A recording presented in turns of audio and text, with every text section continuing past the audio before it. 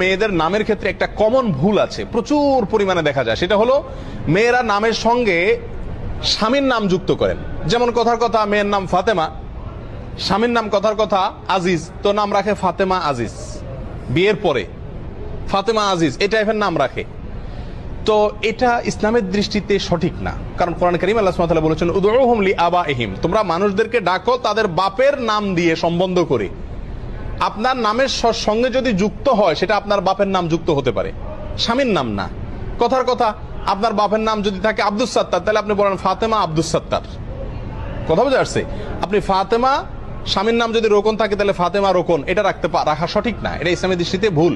বিধায় মহিলাদের, বিবাহিত মেয়েদের নামের সঙ্গে কি হবে না, স্বামীর নাম যুক্ত হবে না। এটা সুন্নাহর খেলাফ, কোরআনের নির্দেশের খেলাফ।